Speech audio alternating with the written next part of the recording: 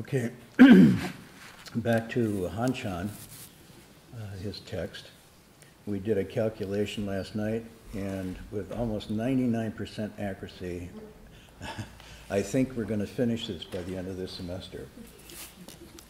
As Confucius said, I should be careful lest I not live up to my words and speak more modestly, but I think we'll be able to do it. And as I pointed out before, as he's coming to the conclusion of this essay, he systematically laid out all of the...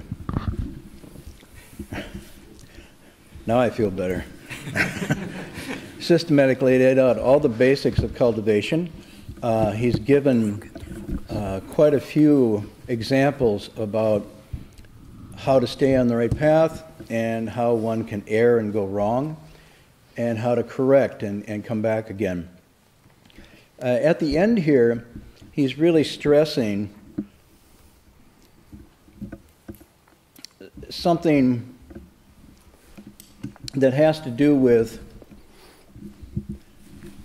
perhaps the difficulty of really seeing this through to the end. And what he's hinting at here is as you begin and as you advance, and as you start to really gain some ground, it can get murky, it can get vague, it can get a little bit confusing even at times. And you feel as if you can't go on, you feel as if there's no way forward. And he's mapping this out, he's bringing this all up because it's right at this point that one is closest to the breakthrough or to the transformation at its nth degree. And it's because it's right at this point, difficult seems to be pressing, that you've actually sort of gone back against the flow that started you down away from the path. And because you're pushing against that at the last minute, that's where you set up most deeply the klesha. That's where you've set up most of the resistance. It's right there where that pushback now is the strongest. I wanted to share a passage from this, from another, from the Tao Te Ching, and I don't remember, did you save it from a couple weeks ago? Can you call it back up? We can use a few minutes. Huh? A few minutes. A few minutes. And what we're doing, that's nothing. And I wanted to use this quote because in the Tao Te Ching, a similar process is being described about the kind of vigor you need to bring forth. And it's more than vigor, it's the confidence I was talking about last week. So he says, if you feel unmoored, you feel adrift and so forth, you feel there's no solid ground, don't be afraid of this at all. This is really the letting go of the false you that seems like the real you because you've been surrounded by it, that when it starts to fall away, you feel as if your very identity is going. But it's this emptying out that is the beginning of what's called the true fullness or the wondrous existence that comes from true emptiness.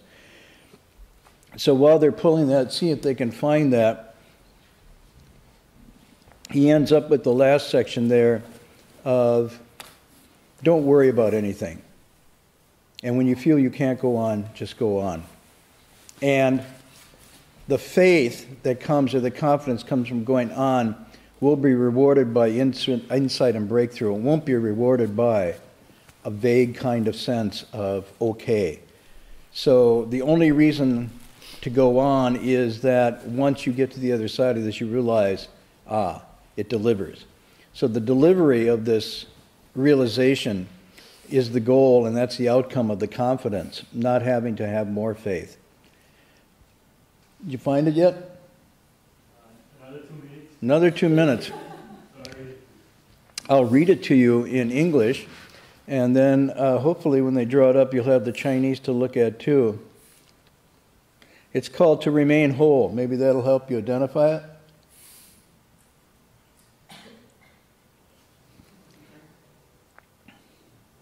So the passage from the Tao Te Ching goes like this, and it's a paradoxical statement. It says, to remain whole, be twisted.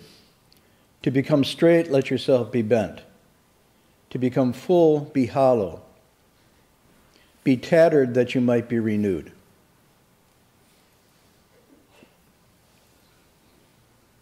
The modern age of speedy technology.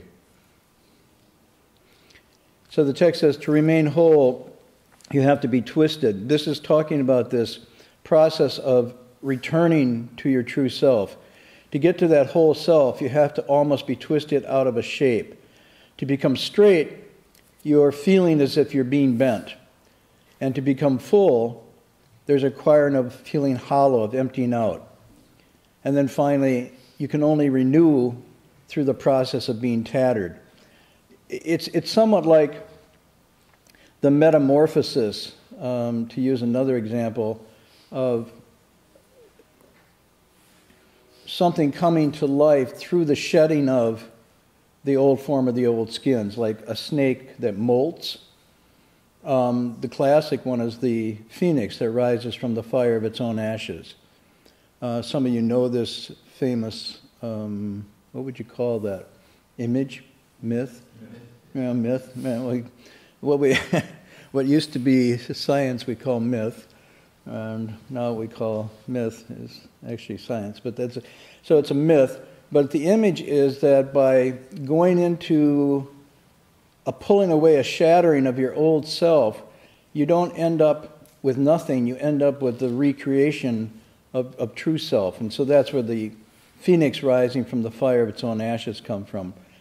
This stage of cultivation feels pretty much like that. And often it's described as a state of heat.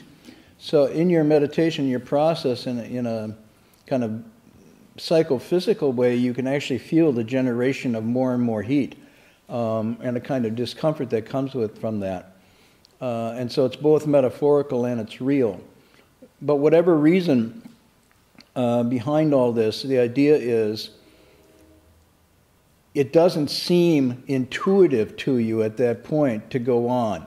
It seems like everything's pushing against and resisting almost.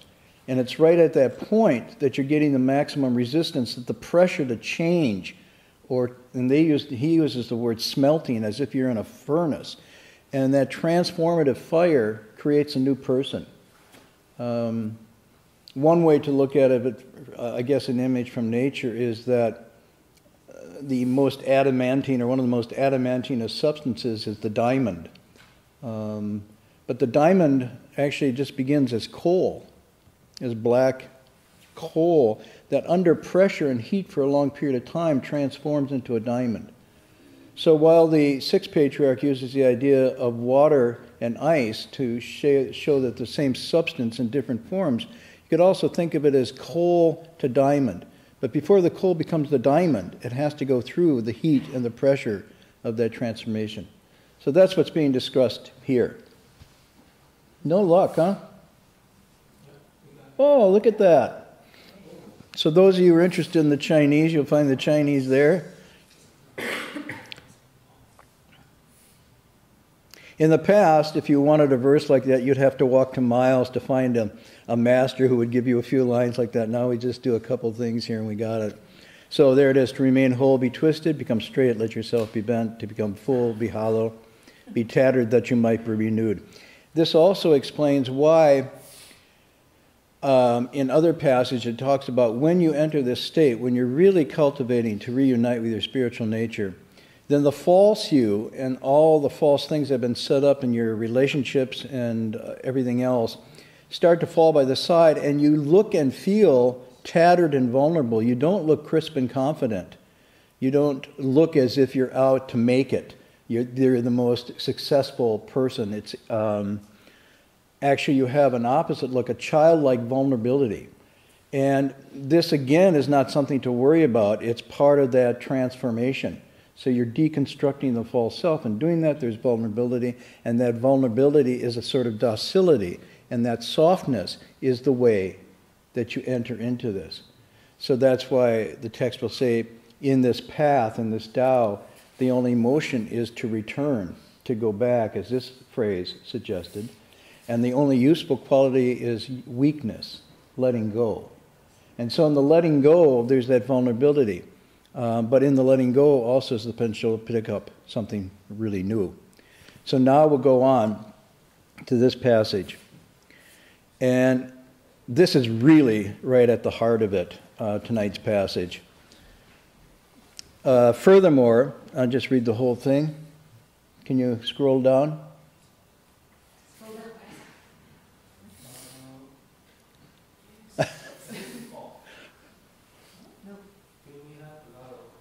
We're going back to the text. It's only 2 lines. Huh? It's back. Yeah, down something. There we go. Furthermore, you must believe that your, and here we have zixin, we translate as either your inherent nature or your inherent or essential mind is Buddha. There is no other Buddha. Only your mind is Buddha. It is a genuine Dharma body, just like empty space. If you understand that, and here we have to move a little bit, everything else, the false, is baseless, then the inherent Dharma body will spontaneously manifest. Luminous, change this, still and radiant. Perfect, all-pervading, lacking nothing, and having nothing in excess or sufficient. So, this passage here is a restatement, as far as I can tell, of almost identically the words that are spoken when individuals who are cultivating this path finally attain true awakening or Buddhahood. This is very close to what the Buddha was said to have uttered on his own awakening. It matches very closely to what Han Shan himself talks about, what Shu Yun talks about, and also what the sixth patriarch Hui Nun talks about. And often it's prefaced by how shocking or unexpected this being, this nature of mind is Buddha. It's an unexpected moment. So his thing here is, when he says you must believe, you can translate that as faith. But here, this is the confidence we're talking about. The faith that you're having is in your own capabilities. It's in your own potential, rather than a faith given to something outside. And it's not hubris. It's more of a trust that you have the potential to be far much more than you are. But here it's saying to be even Buddha. And that's a hypothesis. So that's how you have to begin. You have to at least start with the idea that this is possible, otherwise there's no way you'll advance. But he says, believe that own mind is Buddha. Own nature is Buddha. And then, even more radically, there is no other Buddha. Only your mind is Buddha. This is a statement of what's called Buddha nature. If you could use it, would be small b. The potential inherent in all beings for this full awakening, for this wisdom and compassion that is lacking nothing. This is the expression that's often used for this. And he is saying here that the ground of this Buddha, the way place where this Buddha arises from, is your own mind and nature. It's not outside. Now, the reason why this is so strong is because this is often called the most direct teaching, the teaching of the heart, right to the heart. And all other teachings, in comparison to this, are provisional or staged. They're not this direct. This one is going right to the core and saying all living beings have the Buddha nature, all can become Buddha.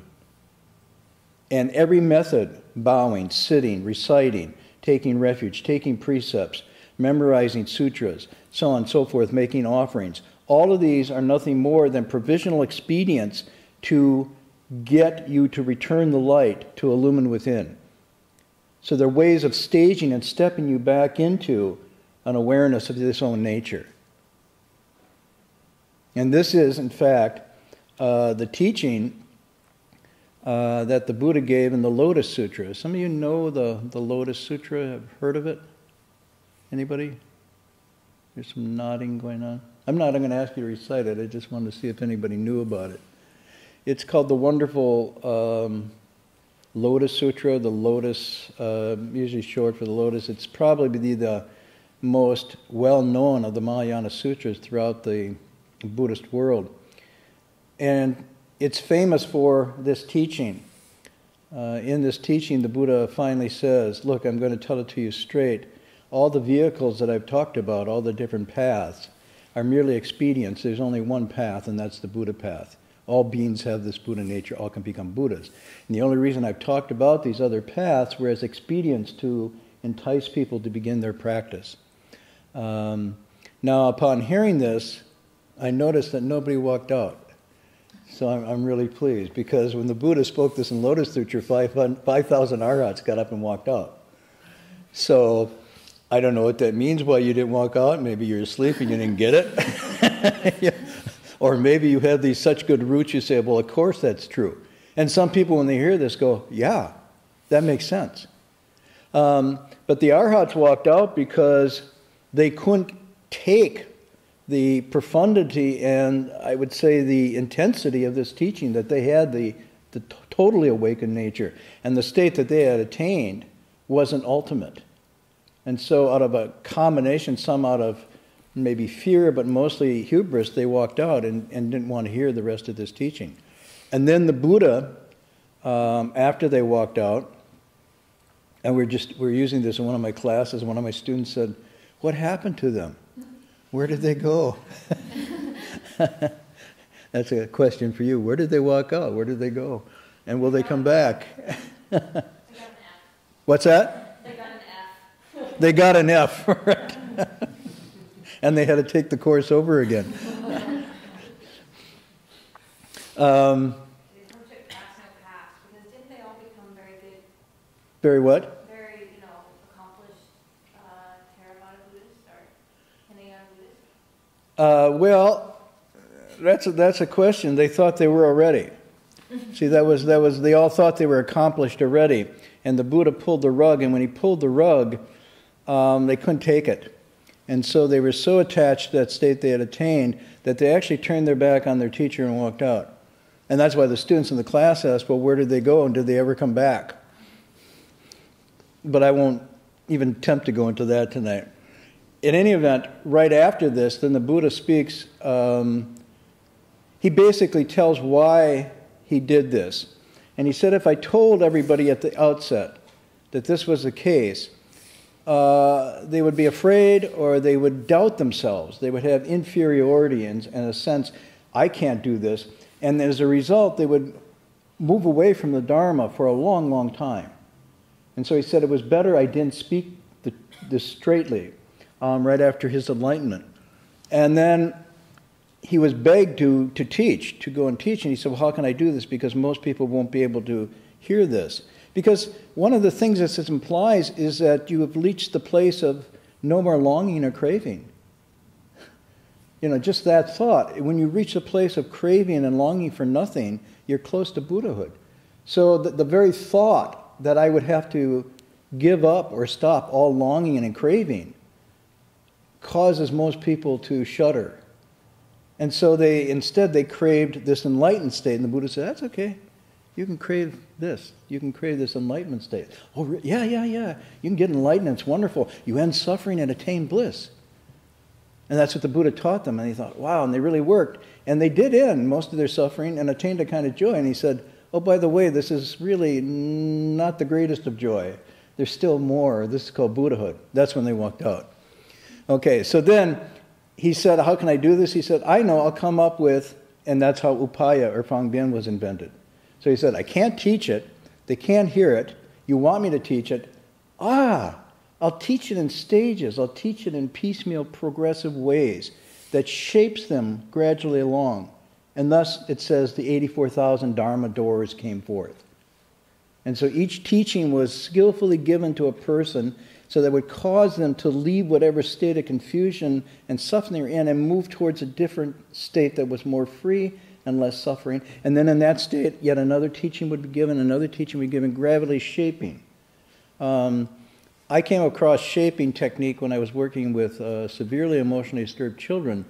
some of whom had never learned any physical or social skills whatsoever. I mean, truly, had been abandoned at 3 or 4 years old and therefore weren't toilet trained, didn't know about baths and showers, didn't know about brushing teeth, didn't know what about, asking to have the food passed. They would just reach in with their hands and grab it right out of the bowl. And so the idea was you wanted to get them so they had social and skills that they could survive and work with other people. And you just couldn't say, no, don't do that, do it this way, don't do that, do it this way. There was no way. So we had to do what was called shaping. And the shaping would be something like, well, if you rinse your mouth out with this rinse before you go to bed, then I'll read you a bedtime story. Oh, okay. And they rinse their mouth out and spit it out, usually on the floor. And then you say, well, if you spit it in the sink, I'll read the whole story for you. Oh, and then they graduate. So you got them to that, and after a week or so of rinsing and spitting, you'd say, now, you know what this is? What's that? That's a toothbrush. So instead of rinsing or spitting now, we're going to put some of this white stuff on there, and you're just going to go like this. And if you do that, then I'll do something else that you like, and so forth. And gradually you get them to the point where they understood a toothbrush, they could brush their teeth, they were brushing it regular every day and became habitual. And then you worked on the next thing. But you broke the goal down into these little steps that they could manage. And each little step, then they got closer to the goal. That's called shaping. It's a term from psychology. So in any event, the Buddha then begins this, and he gives a famous parable that follows this. And he says, what is it like? Why have I done this? He said it's like an elder, like a father, a kind and loving father has many children, and the children are inside a house. And the children are inside the house, and they're playing with their toys, and they're completely immersed in their toys. They're totally plugged in. They have Wi-Fi, everything. It's just streaming in nonstop. If there's anything they want, they can just go and get it online. And they have these wall-to-wall TV things and screens and so forth. And so they're completely caught up in that. And they all got their little pods in their ears, right? And they're all like that, walking around. And and the house catches on fire. And he shouts to them, kids, come out of the house, it's on fire. And they're like, and he realizes that he can't get them out. And he can't run around and pull all the plugs out. I'm giving a little update of this. Pull all the plugs out, turn off the electricity and everything, because they love their toys. And he tries, he says, come out, the house is on fire. And they said, don't bother us, we're having a great time. And he said, at that time, they didn't know what fire was. They had never experienced fire before, so they couldn't anticipate what fire meant. And he said not only that, but they didn't know what fear was either. They were so immersed in their toys that they had no fear and no sense of danger. And he said, even if I try, I'm a strong person, but even if I try, I won't be able to get them all out if I carry them by myself. How am I going to do this?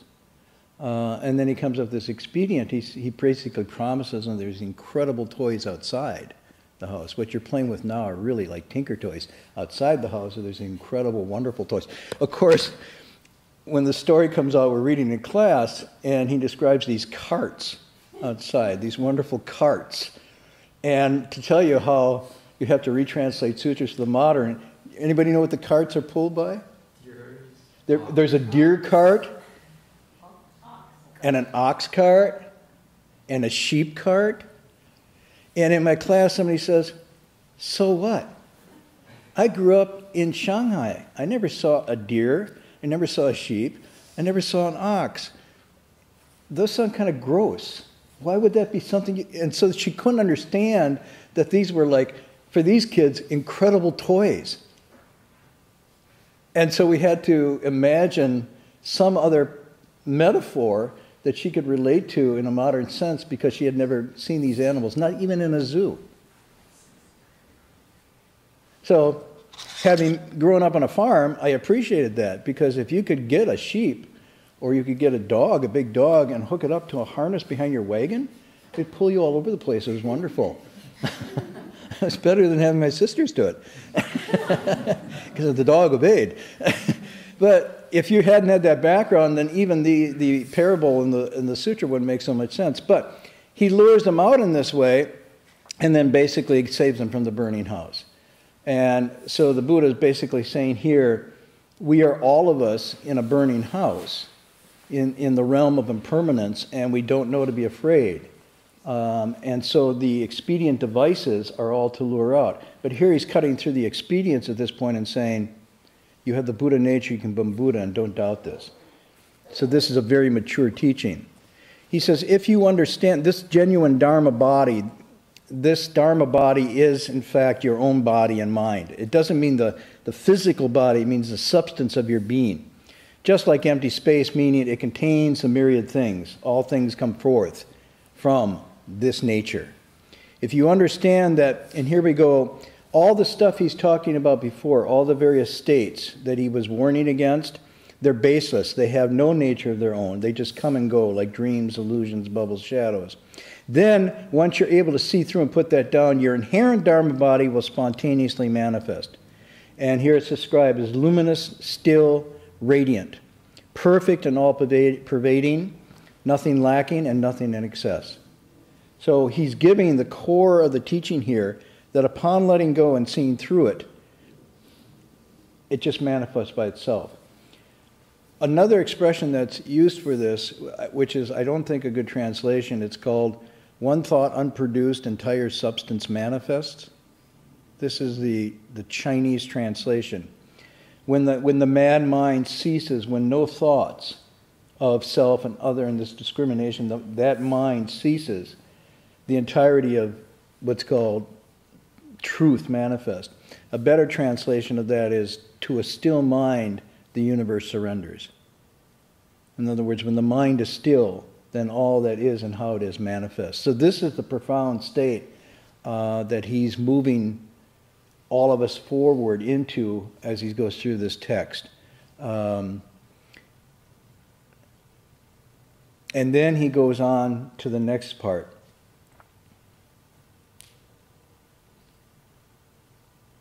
And here he's saying, above all, don't let your mind run wild chasing externals. If you allow this, it will only generate endless dream-thinking experiences. And these experiences are just phantoms of consciousness. Don't regard them as anything special. Basically, in the pure mind, there's not one thing. As soon as a mind stirs, it departs from this Dharma ground or Dharma source. So now he's saying, by contrast to this, if you let your mind run wild, chasing after externals, and he's not simply talking about sort of the externals that are usually rendered in terms of the sense objects, so basically sight, sound, smells, taste, tactile sensations, and all the phenomena of your imagination or discursive consciousness. These are usually chasing externals. But he also means don't look for the Tao or the way outside your own nature. He's talking about both. So even if you leave behind the externals, the sensory diversions, and you really start to concentrate, focus, you can still be searching for externals by looking for special states, altered states of consciousness, special spiritual marvelous events that he talks about. And he said this kind of seeking will generate, basically translated as dream thinking experiences. Another text calls it upside down dream thinking. And these are not real, they're phantoms of this consciousness that's seeking. So that the seeking mind actually generates these things, and then they become something you hold on to and regard them as special. So again, he's warning the opposite. There's not one thing to attain because you already have everything you need. This is what it means. Basically, in the pure mind, there's not one thing. Don't, again, read this as there's nothing at all. It means there's nothing to get. And of course, now we go back. If you're told there's nothing to get, then you leave. This is the tension and the irony of the statement. As soon as the mind stirs, it departs. As soon as the mind goes out in this way, it leaves this ground. And this can happen while you're sitting. It can happen in thought to thought.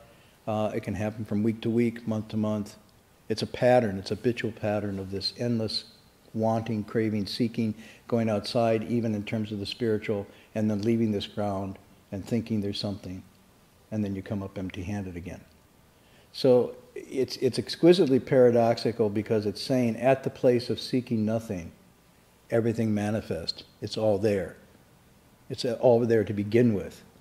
And it's only because we think it's not there that we get nervous and then go, and the further we go, the further away from we go. We can say it 100 ways, but until you experience it, it still seems like this is dream talk. But when your mind actually stills for a few minutes and you feel that fullness, it's called return the light to illumine within, recover the fullness of your ground, your being. When you feel that for the first time, you also have this feeling, how unexpected, to be simply content in this space and not be hungering for something else. And how come I haven't been able to touch this again and again, over and over? And then you catch that mind that goes on and pulls you away again. So it's really a tug of, I won't say a tug of war, but it's like that back and forth.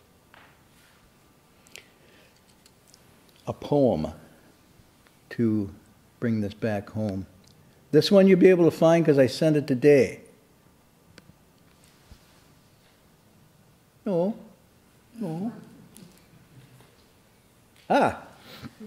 Okay. So this is another Han Shan. On the bottom it says Han Shan. So the Han Shan we've been reading is who?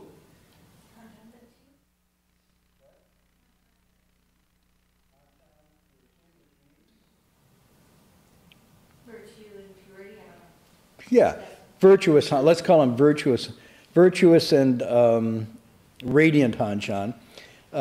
This Han Shan takes his name from Cold Mountain, and he lived at a different time. So the Han Shan that we're studying tonight, as I remind you, is in the time of Shakespeare. He didn't know Shakespeare as far as you know, but he's in the time of Shakespeare. This Han Shan is in the Tang dynasty back at the time of the sixth patriarch. And he was a hermit monk recluse who lived in this mountain. He left the burning house and went to live close to nature in the mountain. Lived in a thatched hut, he said, where the wind blew through, and it was made of straw, and he would endure the cold and the heat of the summer, but there were no tax collectors, no bills, nothing to bother him. And in this state of going back to nature, he went back to his nature. And he writes, his poetry is coming from his experiences of rediscovering true self away from all the lures of diversions of the civilized world. So here's a poem that he wrote, which I thought really will help illustrate the passage from tonight. So his poems are also very graphic. They're wonderful. This one starts, is talking about food won't make you full, and babbling about clothes won't keep out the cold. A bowl of rice is what fills the belly. It takes a suit of clothing to make you warm. And yet, without stopping to consider this, you complain that the Buddha is hard to find. Turn your mind within. There he is. Why look for him outside? So this is a very clear poem by Han Shan. And it mirrors something my teacher would say to us. Every day, just practice. Every day, sit. Every day you eat. Every day you sleep. Every day you wear clothes. Hopefully every day you bathe yourself. And every day just sit. And see it as very ordinary, as nothing special.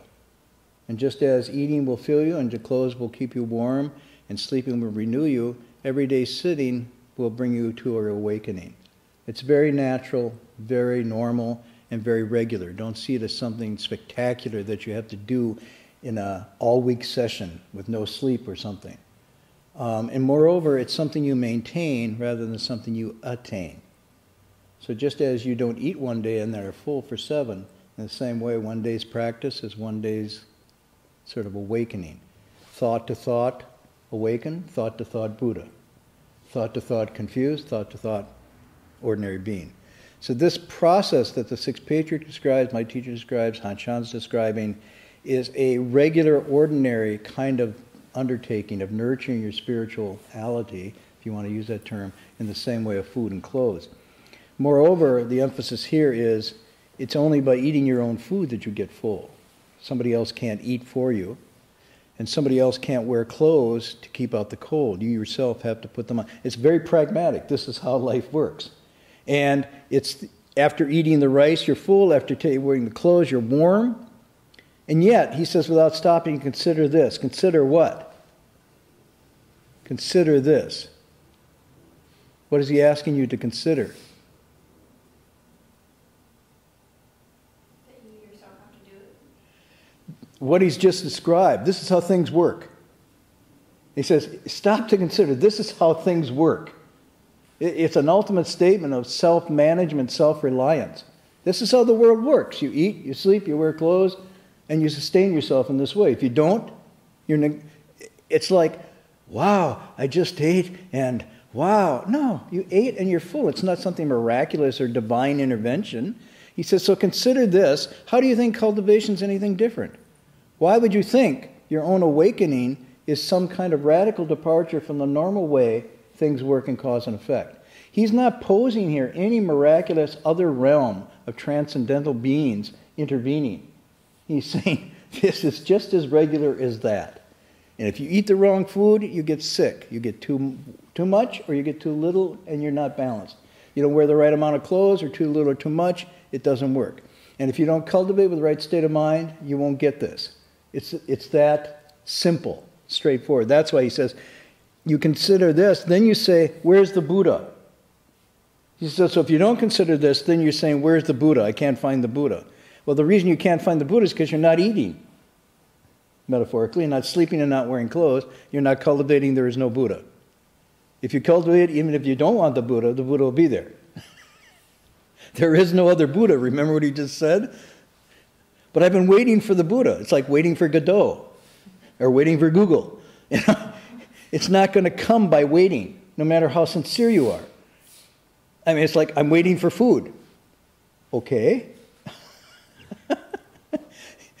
It comes, you go, you cook it, you get it, and there's food. In the same way, don't wait for the Buddha. Turn your mind within, he says, there he is. Why look for him outside?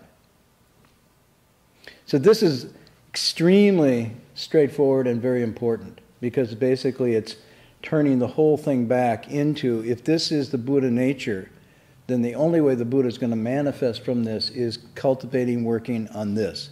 There's no other path, there's nothing else that you can do except that. So that's why there's this student-teacher exchange where the student says, where can I find the mind of a Buddha? Where can I get that mind? And the teacher says, that mind is a Buddha mind. Your mind, your present mind is a Buddha mind. So the Chinese 佛就是心, Buddha is just this mind, or 心就是佛, the mind is just the Buddha.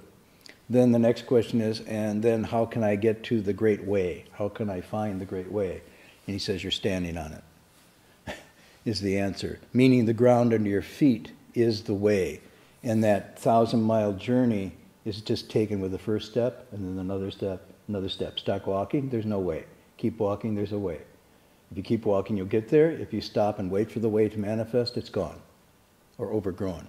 So all of this language is used to stress the immediacy and the intrinsic wholeness of this within, and the process is just creatively, almost artistically bringing this to fullness, becoming, I would say, the most full and perfect person you could, which is another expression is when your humanity reaches its perfect point, Buddhahood accomplishes itself.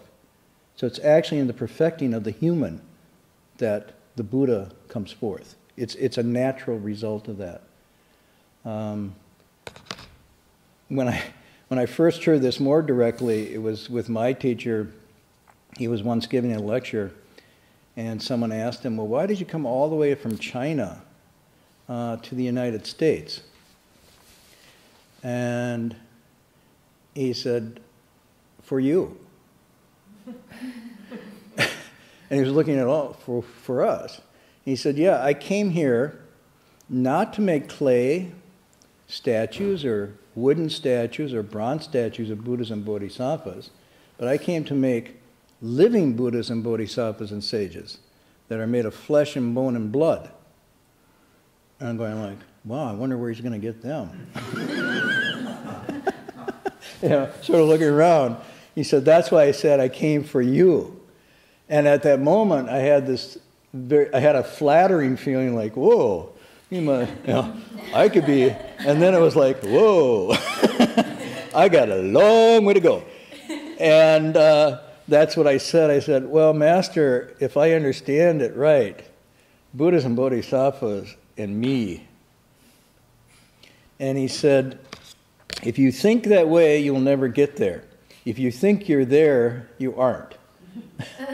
But if you just start walking, eventually you will arrive. He said, every step you take, be true, and you will get there, even if you don't want to. But if you don't step and walk, you'll never arrive. So he said, don't fear that you won't arrive, just fear that you won't practice. And so I think partly in response to that, he put a sign up over the door when you would exit, and it was there's just 3 words: try your best. You know, and every time you'd go out, you'd see that sign, and basically it was a reminder to be ultimately sincere, try your best, be the best person you can possibly be, and eventually this will crystallize into something that's really profound. Of course, then when you came back in, he had another verse, which is, everything's a test to see what you will do. Mistaking what's before your eyes, you'll have to start anew. So you would go, literally you go out, you'd have been sitting for a week, you really had it together, you go out and the first thing you encounter, you get all upset or angry or jealous or whatnot, and you go, oh man, I didn't try my best, and you come back in, and then you have the verse, everything's a test, to see how, going back to your F grade, to see how you will do. If you don't pass it, you just start over again. So even in that wasn't failure, but you just start over and try again. And that was the atmosphere. You try your best, you make mistakes, you make errors, you look at them, you correct them, you don't wallow in self-pity, you shape them over, and you just keep going. You make the same mistake, you correct again, and you just keep going, you keep going, you keep going. And eventually, the phoenix rises from the ashes. Sometimes there's more ashes than others, but eventually it comes. So we'll stop tonight on this section. Did anybody questions? Or when I don't ask for questions, there's questions. When I do, they don't come.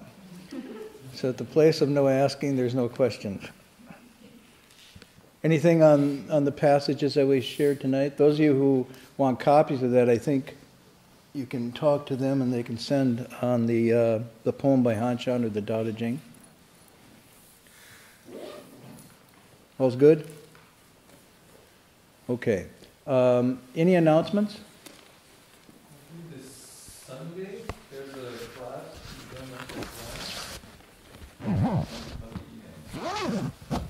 Is it 3:30 again? 3:30, right? 3:30. So I believe we have a class Sunday. It's in a dining hall on how to look at the Theravada text from a Mahayana perspective. Invited one of the nuns, Bhikshuni Hung Zhuang, Dharma Master Hung Zhuang, visiting from Taiwan. So she'll be speaking at 3:30 to maybe 5:30, I'm guessing. It's going to be in the dining hall. We're actually also having, at the same time, an event here by Ahimsa, which is a Hindu, maybe a Hindu-based group, but they're planning an event on near-death experiences. I believe that's 1 to 5 p.m. So they have a couple of speakers and various activities. That's a pretty rich Sunday. Yeah, all came together at the same time. You can go from near death to the Dharma just by moving rooms. Yeah, so it overlaps, so you can choose one or the other. Unfortunately, it does overlap, even if you don't want it to. So well, we have Saturday night, I believe. Dharma Master will be lecturing on the sutra as well. So yeah, it comes there. So if you have time, you can come tomorrow and on Sunday.